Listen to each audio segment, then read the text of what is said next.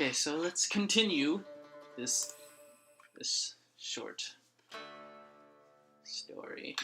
I mean, I don't even know if it's a short story. It might be really long. That is more than satisfactory to you. I stutter.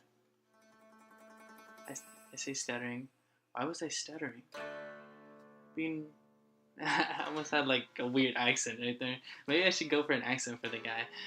Being around Miss Karichi, held under the steady gaze of her dark brown eyes, had the most incredible effect on me. I felt not like a grown man who was with two sons, but a naive child being scolded by a father for playing too zealously around the Zokov tree in the garden. Miss Karichi was probably a few years younger than I, but she regarded me archly, like one who had seen far more than I could ever imagine. I know I might sound rather harsh, but I understand immediately why the residents of the nearby village didn't like her very much. She was not a likable woman. Shall I get Raiko to show you to your room? She may as well make herself useful, says Miss Karichi. With the declaration, the priestess turned. Her rubbed hair fluttered and called out to the tones that would have made her emperor bulk. Raiko, we have a customer. There was a shuffling of the feet as Raiko hensed to answer her mother's call. How does he know that's her mother? I pictured her skinny, uncomfortably so, with big eyes and lips pulled into a permanent frown, her head bent and her gait stumbling. But Raiko, who answered Miss Karichi's summons, was rather different. My imagination had betrayed me yet again. Oh, she looks totally different, just judging by her hair. She was rather young, that was true. Still a teenager. I suppose that she was slight, but not in an awkward manner. Oh, she does have really huge eyes. Almost too large for the character. Her limbs were pale, slender, and she moved like a little ballerina. Yes, mother? Yes, mother? Yes? You called, mother? She looked just like Kaiichi did or had done. I imagined before old age had fit a sap away her. I imagined before old age had seen fit to sap away her youthful charms. Ryoko had a beauty mark beneath her eye, though it was located under her left eye, not her right. Oh yeah, I see it right there. Other than that, it was almost perfect facsimile of her mother's, like she was some kind of copy. A homunculus child raised in a glass jar, but these thoughts were rather too fanciful. They don't look that much alike. This is I can't. This is Mr. Tanabe. I always forget See, in English it would be Tanabe. Tanabe. I don't know. I think it's E. It's Japanese or something. And said Miss Kanichi, gesturing towards me. I almost put like a Spanish pronunciation on that Kanichi. She was recently. Alright. He has recently arrived from Tokyo. Can you take his bags and show him to his room? It is the one you were preparing earlier on the west side. West side? Of course, said Echo with a small bow of her head. I shall do it at once. She bent to pick my bag up, first brushing the sleeve of her kimono on one side when... No, that will never do. Reiko flinched at the reprimand. She has now halfway between receiving my case and standing straight. The sleeves of her kimono were rolled back, and I could see her arms. They were as pale as snow that fell outside, shot through the delicate blue veins.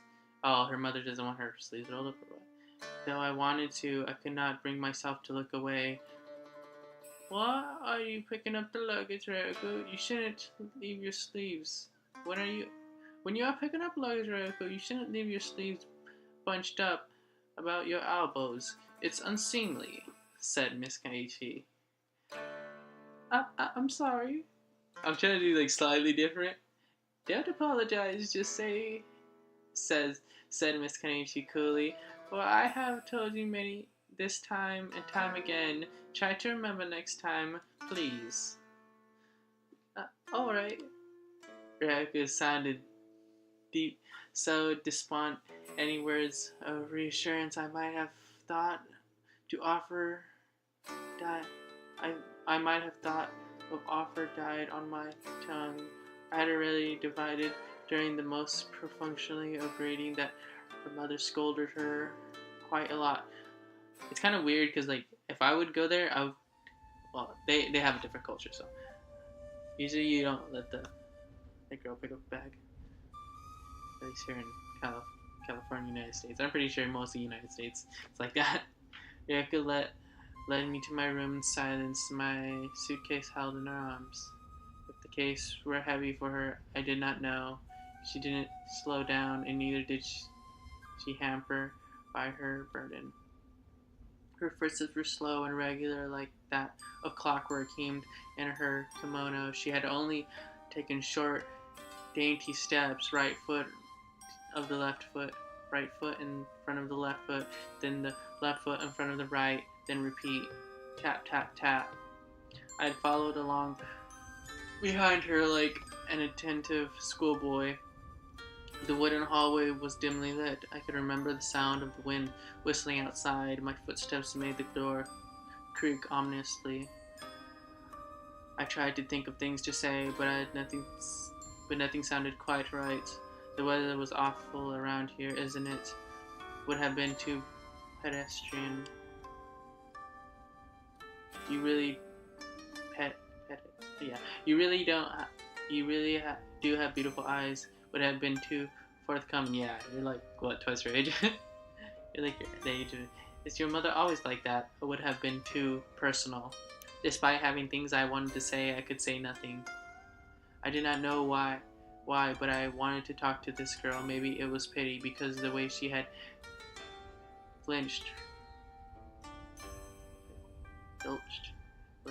when her mother had spoken. Yeah, flinched. And really, she must have been lonely. If Yoku suspected Miss Kenichi of then about her daughter. I'm sorry, you guys, if I can't read at all. You might, yeah.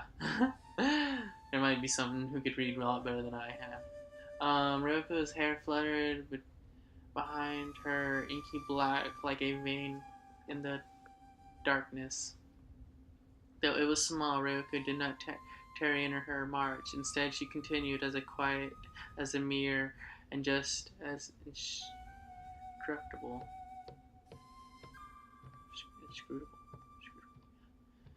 Even then, I amored with her.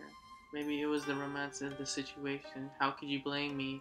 There was something very poetic about Ryoko's plight, an uncommon beauty hidden from prying eyes, most amidst the snow and ice. Tap, tap, tap.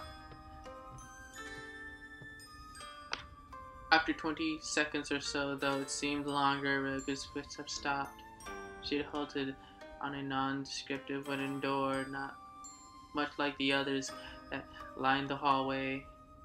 Your room, she said, by means of explanation. Not that I needed explaining. I thanked her all the same and took my case from her outstretched hands. Getting a little closer, aren't you? Our fingertips brushed for less than a second. If I had been a young boy Kaji's age, perhaps I fear I might have blushed. It's rather late, and we don't normally serve food at this time, said Ryoko, addressing the floor rather than my face. But I'm sure the cook would be more than happy to prepare something for you. Mother said that you traveled a long way. It's alright, I replied, then it had been some 5 hours since I had last eaten. I don't want to inconvenience you. But you're a guest, said Reiko. This time she had lifted her head. Doesn't that give you the right to inconvenience us? Just a little? You're paying for privilege. Ah. I blink. Words once more were inconspicuously absent. She was actually smiling. She did not dislike me, and neither was she afraid. She couldn't have been to joke with me so casually, for that was what it was, a joke. I could not stop myself from laughing. It was a small laugh, really, but then again, Ryoko's smile had been rather demure. A hearty chuckle wouldn't have suited the atmosphere, and I have never been one to laugh that much. I'm too self-conscious. But Ryoko made me laugh all the same. Well, you have a point, I said. I suppose I wouldn't mind some green tea. I need a bit of warming up. I know, said Ryoko with a nod of her head. It can be horribly cold out here. I hope my room has a kotatsu. Kotatsu? Of course. We live in the mountains. It would be a sin not to have a kotatsu. Our guests might match their deaths of cold. Might catch their deaths of cold, she said, throwing her arms in the air for emphasis. I smiled. Well, I wouldn't want that. I don't intend to stay here for that long. Though the mountains were picturesque, I did not fancy extending my trip. A most unfortunate side effect of death is that it tends to render people immobile, tied from one place for the rest of their life. Well, not lives. I said lives, I finished it. No, I was supposed to. I don't blame you, said Ryusuke seriously. I wouldn't want to stay here if I had the choice. Which I don't. That's okay. A small sigh. Oh, well, I wouldn't say things like that. Your mother would be cross with me. She'd say that it was bad for business. Oh, well, I wouldn't say things like that. My mother would be cross with me. She would say that it's bad for business. I think things are stacked against us here, but what do I know? You seem like you're quite knowledgeable in my humble opinion. Hee. Thank you. Her hair fluttered, caught in a sudden drop of icy air. They look kind of creepy. I'm not going to lie. All the characters look pretty creepy. I know it was because of the wind, but seized by the sedimentality. I could not help but imagine it was because she was very full of life. Ryoko was livelier far more than she had been before. The sudden contrast between her demure and trampled lily persona that had the new one I was witnessing, witty, funny, and unabashedly charming, caught me off guard. Could it be the caterpillar that had emerged from the chrysalis in the scat 5 seconds? No, such transformation could not take place so rapidly, not in the real world. I wonder, did Ryoko's newfound freeness have anything to do, perhaps, with the absence of her mother? Probably. She's probably scared her mom. Probably beat that ass. Alright, I'll see you about the green tea and perhaps a simple bowl of rice porridge. I think you should get something in your stomach. Do I look peaky? Ryoko pretended to ponder, one hand beneath her chin. Perhaps a bit tired.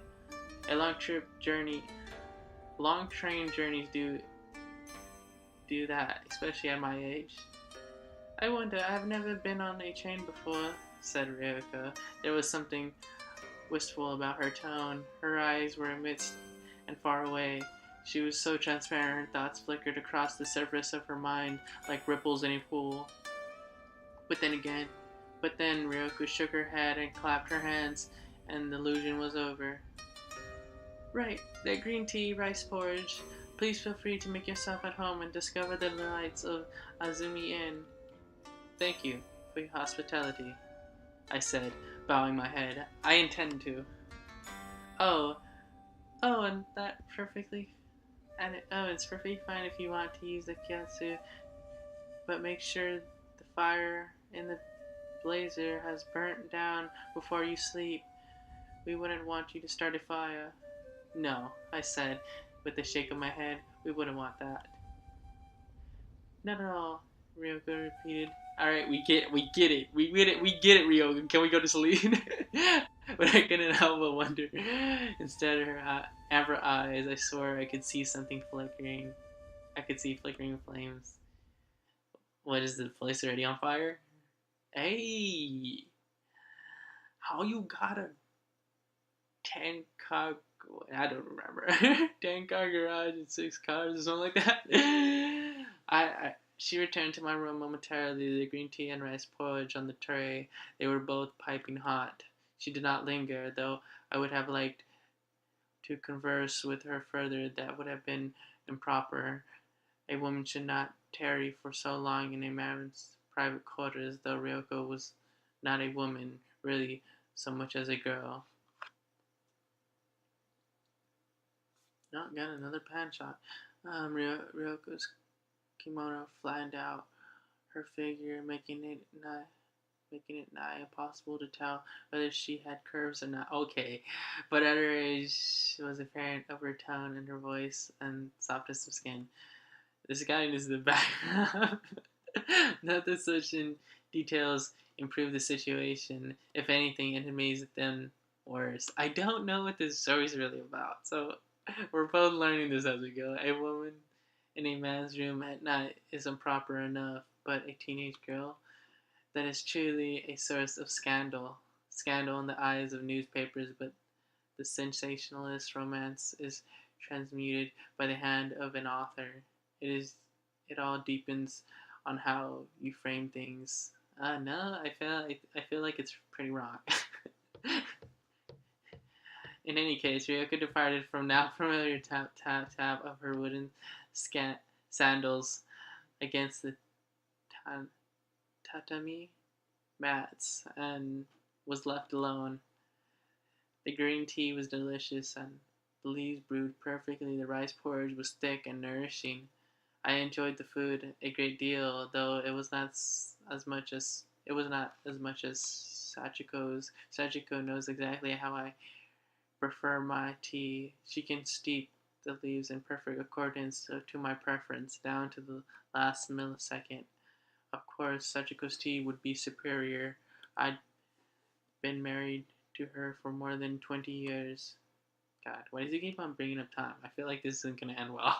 It is a most curious phenomenon. However, the men accustomed to the perfection will begin to tire of it. Yeah, he's always bringing up. I don't know. Is there anything more selfish than a man who cannot be satisfied? No one's ever satisfied. That's the thing. Sometimes I have to wonder. No one's ever truly satisfied. Everybody's. I mean, that's just how life is. It was snowing outside. I could have seen the snow in the air, falling thick and fast beyond my window. It was the sight that made me feel warm, and perhaps I I was, for the room was cold, and seemed to bleed heat from the tatami mats. Fortunately, the katsumi helped. Katsumi, I don't know. I warmed both outside and inside and out. I tired and tried for my journey. I turned in for the night half an hour later. I think I might have dreamt about. Oh my god, lay off, man. The second today. The second day? Not the second day.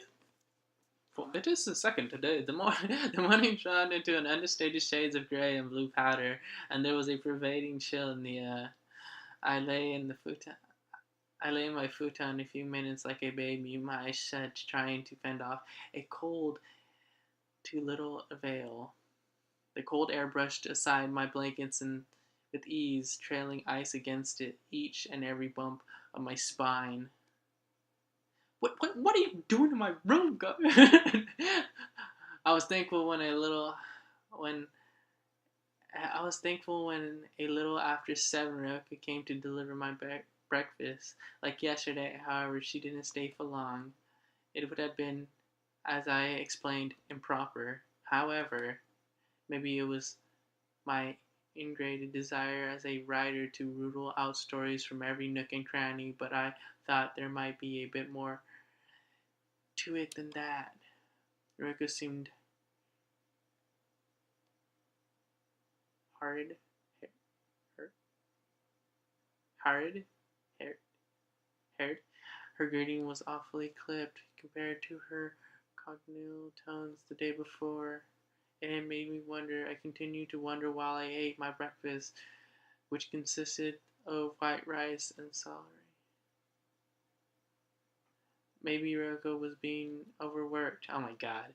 I wouldn't put it past Miss Koichi. Didn't they say that there was like nobody there? Like, I thought little about the woman. It seemed unfair to judge her character based on Yatsuki's observation. The way she had shouted for Ryoko yesterday did not bode well. My mother had certainly never spoke to me like that when I was a child. Sayoko, meanwhile, would have sooner eaten a bar of soap than to scold Kento or Kenji, our little boys who weren't so little now. Come to think of it, Kento was 21, 22. Kenji was 17. Practically adults. Oh yeah, they're not children, but children would never stop being children to their parents, even though they have children of their own. Wait, dang, they have children already? And debts, and their hair starts to thin. That's just how parents are. Did the music just stop, or is it just my earphones? What of Katsuni's thought? What of Rauko? It was not too unusual, I suppose, for a daughter to help her mother with the family business, particularly a business that secreted away in the mountains, and might struggle to maintain regular staff, but interacting with your mother not only as a parent but an employer, and must have placed some undue strain on their relationship, and it was obvious it was a strain. It had been more than apparent, judging by the way Ryoko shied away from her mother. These idle thoughts kept me busy throughout breakfast. I suppose that the celery, celery was delicious. The skin lightly crisped, flavored with just a pinch of salt, but I hardly tasted it this time. It wasn't because I was comparing the quality of the foods to Shadiko's. To be perfectly honest, I wasn't thinking about Shadiko's at all. Yeah, well, if you weren't thinking about her, it's just like, you wouldn't mention her, would you? I finished the breakfast, leaving only the skeleton of the sausage behind. It was a rib cage, was snowy white, and the slender bones curved on a gentle arc. Okay, there is music. Okay, that was a really quiet spot in the game. With a full stomach, there's nothing else to do. I glanced out the vestibule window. I thought it was something sounded strange when I awoke, but it was only now, well fed, well rested, that I realized what it was. It was no longer snow.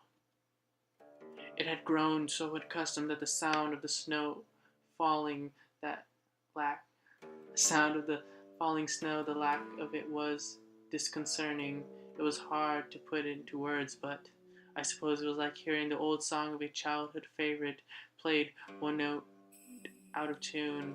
The ground was thick with heavy snow, like a blanket. The trees was lined with the end were naked husks, stripped of leaves. The branches had laden with snow, and their trunks wretched with frost.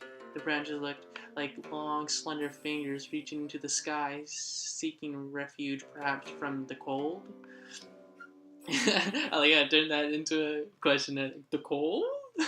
But their pleas were not answered, though it had been ceased snowing for a moment. At least the weather had hardly been called warm. The sun outside shone weakly, but it was rather poor effort. I did not think ever I'd seen such a melancholy sun before. So fragile, so delicate, and so tiny too. And I had been as well as a pinprick, a pinhead, a baby's fingernail.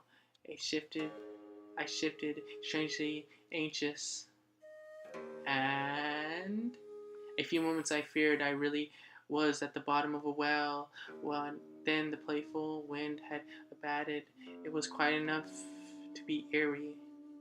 I could hear the sound of my own heart beating in the still silence frozen in the photograph. There was nothing to distract me from myself. And I'm gonna have to stop there. Jesus, it's just I, I, time just flies like just straight away, just straight away, and it's just like 25 minutes already. Oh wow, jeepers!